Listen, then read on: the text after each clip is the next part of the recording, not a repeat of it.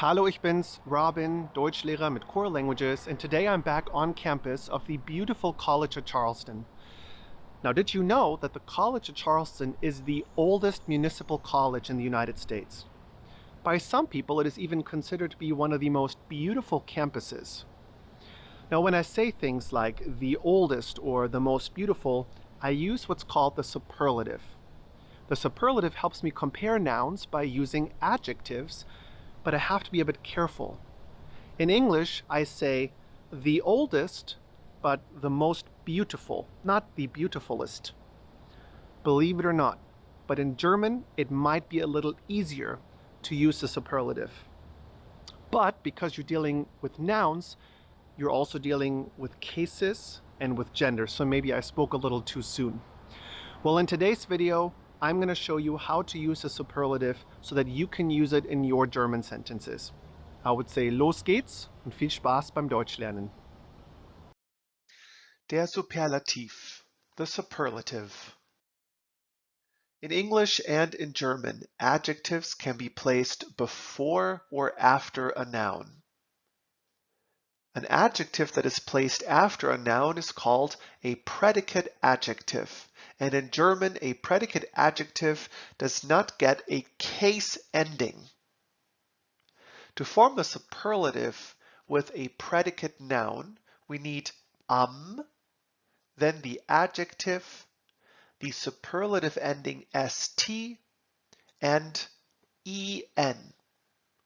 Some adjectives with only one syllable also have a vowel change, and they change the stem vowel a, o, or u to an umlaut. Here are some examples of adjectives in their superlative form. Heiß, heißest. Notice that this adjective added another e. One-syllable adjectives that end in d, t, s, double s, sz, or z add an extra e before the superlative ending st. Heiß, heißest. Jung, jüngst. Klein, kleinst. Now watch what happens when we use these adjectives in a sentence and place them after the noun. Ich bin am jüngsten. We used am, the superlative ending st, and then we added en. Ich bin am jüngsten. I am the youngest. Sie ist am kleinsten.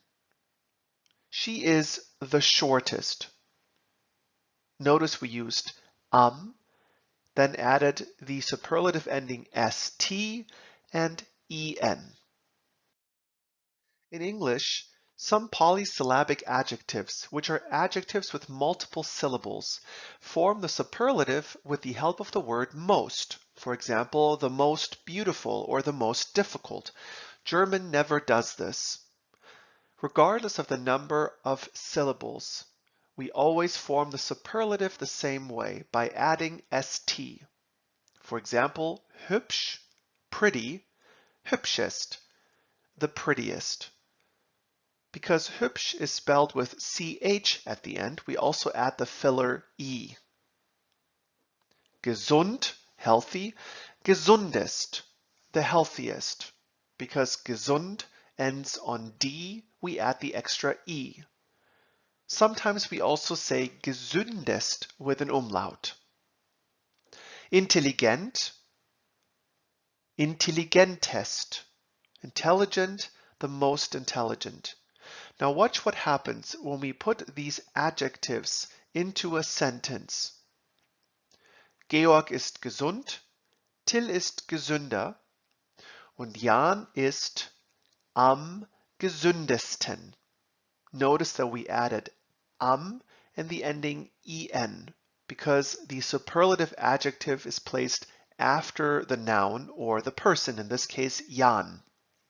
Georg is healthy, Till is healthier, and Jan is the healthiest. Katja und Bernd sind intelligent, aber Timo ist am intelligentesten. Notice that we used and we added the ending en to intelligentest. Katja and Bernd are intelligent, but Timo is the most intelligent. In English and in German, some adjectives are irregular in their comparative and their superlative, might have spelling changes, or they might have a different word altogether. For example, nah, which is nearby or close, but the superlative is not nahst, but nächst. We add the umlaut ä and the letter C, which creates the ch sound, nächst. Viel, a lot, meist, the most. Groß, which means big, and if referring to a person, it means tall, and größt. For example, Steglitz ist der nächste Vorort. Steglitz is the next suburb over. In seiner Klasse ist Karl am größten. In his grade or in his class, Karl is the tallest. Remember that when using groß for a person, it means tall and not big or large. As previously mentioned, adjectives can be placed before or after a noun. If they are placed after the noun, when they are predicate adjectives, they do not take case endings. If they are placed before the noun, they are attributive adjectives, in which case they take the endings based on the gender and the case of the noun they modify. Note that the indefinite article is not used with a superlative form. In English, you also wouldn't say, this is an oldest house. You would say, this is the oldest house. In a sentence, we would have the article or the determiner, and then instead of using we go straight into the adjective and its superlative ending, st, and then the case ending depending on the gender and the case of the noun the adjective modifies. Here's an example of attributive adjectives in the nominative case. Ein altes Haus, an old house. The adjective is alt, and we added the case ending for an indefinite neutral noun in the nominative case, which is es. Die große Tasse, the big cup. The adjective is groß, and we added the case ending for a definite article for a feminine nominative case noun, I. Now watch what happens with superlative adjectives that are attributive. Das älteste Haus. We have an umlaut. We have the extra I because alt ends on T. Then we have the superlative form st, and we have the case ending for a neutral noun in the nominative with a definite article. Die größte Tasse. We have an umlaut. Then we have the ending st, which blended together with the sz letter. And then we have the case ending e, which is the case ending for a feminine noun in the nominative with a definite article. Let's look at some Beispiele of adjectives that are placed either before or after the noun. Pay attention to what happens in the sentence. Let's describe der Chef, which is not the cook, it is the boss. We could say klug, clever, freundlich, friendly, groß, which means tall if you're referring to a person, and gut, good. Der Chef ist der klügste Ingenieur. The boss is the most clever or the cleverest engineer. Notice that klug is placed before the noun Ingenieur, so we do not use am to form the superlative klügste.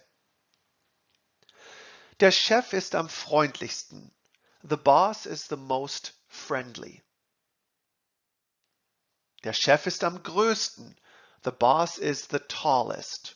In those two examples, the adjective is behind the noun, so we use am and no case ending. Er ist der beste Manager. He is the best manager. The superlative of gut is irregular and it is placed before the noun, so we do not use am and we have a case ending. Let's describe der Löwe, the lion. We could say kräftig, which is powerful or strong, stark, which is strong, and gefährlich, dangerous.